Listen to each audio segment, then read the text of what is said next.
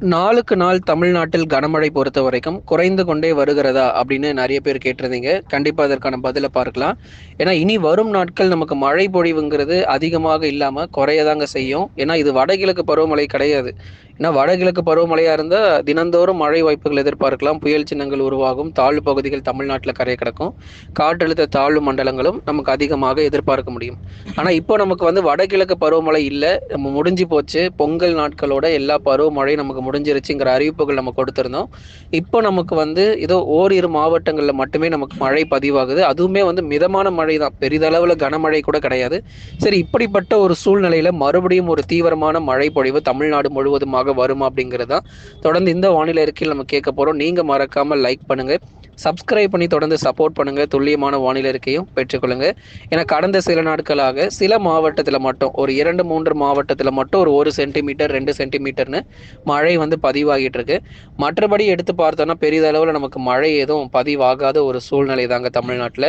இப்படிப்பட்ட ஒரு காலகட்டங்களில் நமக்கு மழை பொழிவுகள் வருமா அப்படிங்கிறது மிகப்பெரிய ஒரு கேள்விக்குறியாக இருக்கு. பிப்ரவரி மாதங்கள் பொறுத்த வரைக்கும் அடுத்து வரக்கூடிய நாட்களில் பகல் நேர வெப்பநிலை பொறுத்த வரைக்கும் தீவிரமடைய வாய்ப்புகள் இருக்கு. இதுவரைக்கும் நம்ம தென் மாவட்டத்தில் இந்த பொங்கல் நாட்கள் வரைக்கும் 23 சென்டிமீட்டர் மழையானது பதிவாயிருக்கு. அது போக ஒரே நாளில் 23 சென்டிமீட்டர் மழை பதிவானதை பார்த்தோம். அதுக்கப்புறம் இன்னொரு நாட்களில் நமக்கு 5 சென்டிமீட்டர் 8 சென்டிமீட்டர்னு திருநெல்வேலி தூத்துக்குடி போன்ற மாவட்டங்களில் கனமழையானது புரட்டி போட்டது. அப்போ இப்படி இருக்கக்கூடிய ஒரு சூழ்நிலையில் இப்போ நமக்கு மறுபடியும் ஒரு அந்த 20 சென்டிமீட்டர் அல்லது ஒரு 15 சென்டிமீட்டர் மழை வரைக்கும் பதிவாகுமா அப்படின்னா கண்டிப்பாக கிடையாது. இனி அடுத்து வரும் நாட்கள் தமிழ்நாட்டில் மழை வாய்ப்புகள் மிகவும் குறைவாக இருக்கு அப்படிங்கிறதையும் மிக தெளிவாக நம்ம சொல்லிடுறோம். இன்னொரு விஷயம் என்ன அப்படின்னா, இந்த அடுத்து வரக்கூடிய கோடை காலங்கள் மிகவும் ரொம்ப வெயிலுடைய தாக்கம் மிக அதிகமாக இருக்க போது இயல்பை விட நமக்கு 2 முதல் 3 டிகிரி செல்சியஸ் வரைக்கும் அதிகரிக்கும். இந்த பிப்ரவரி 15-20 தேதிகளிலிருந்தே நமக்கு 36-37 டிகிரி செல்சியஸ்க்கு மேலே போக வாய்ப்பு இருக்கு. ஏன்னா இந்த மாதம் முடியும் போதே நமக்கு 37 அல்லது 38 டிகிரி செல்சியஸ் வரைக்கும் செல்வதற்கான வாய்ப்பு இருக்கு. மார்ச் மாத தொடக்கத்திலேயே நமக்கு வெப்பநிலை பொறுத்த வரைக்கும் மிக மிக அதிகமாக இருக்கும். ஆகவே அக்னி நட்சத்திரம் போன்ற காலகட்டங்கள் மே மாதத்துல பொதுவாக தொடங்கும். ஆனா இந்த வருஷம் பொறுத்த வரைக்கும் ஏப்ரல் மாதமே ஒரு அக்னி நட்சத்திர மாதமாகவே இருக்கும். இதற்கு இடைப்பட்ட காலகட்டங்களில் வங்கக்கடல் பகுதிகளில் குறைந்த காற்றழுத்த தாழ்வு பகுதி உருவாக வாய்ப்பு இருக்கு. இந்த மார்ச் ஏப்ரல் இந்த மாதங்கள்ல ஒரு குறைந்த காற்றழுத்த தாழ்வு பகுதி உருவாகி அது புயல் சின்னமாக மாறுமாங்கிறத வரக்கூடிய நாட்களில் பார்க்கலாம். பட் இருந்தாலுமே கூட அந்த குறைந்த காற்றழுத்த தாழ்வு பகுதி தமிழகத்தை நெருங்கி அதுக்கப்புறம் மேற்கு வங்கத்தை நோக்கி நகர்ந்தால் கண்டிப்பா நமக்கு மழை வாய்ப்புகள் உறுதியாக இருக்கிறது. அப்போ நமக்கு மேற்கு வங்க ஏன்னா பொதுவாக ஒரு தாழ்வு பகுதி அப்படிங்கிறது உருவாகும். அந்த தாழ்வு பகுதி பொறுத்த வரைக்கும் வடக்கு மற்றும் வடமேற்கு திசையில நோக்கி நகரும்.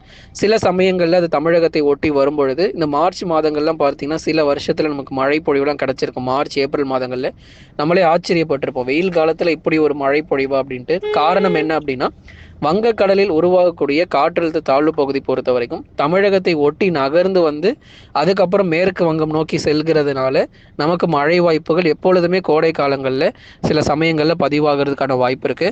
அப்படிப்பட்ட ஒரு மழை பொழிவுகள் இந்த வருஷமும் இருக்குமா அப்படிங்கிறத நிச்சயமா நம்ம தொடர்ந்து பார்க்கலாம். ஆனால் உறுதியாக காற்றழுத்த தாழ்வு பகுதிகள் வங்கக்கடல் பகுதிகளில் உருவாகிறதுக்கான வாய்ப்புகள் மிகவும் அதிகமாக இருக்கிறது. ஆகவே தொடர்ந்து நம்ம இனி அடுத்தடுத்து வரக்கூடிய நேரங்கள் மற்றும் நாட்களிலும் மழை பொழிவுகள் தமிழகத்தில் மிக குறைவு.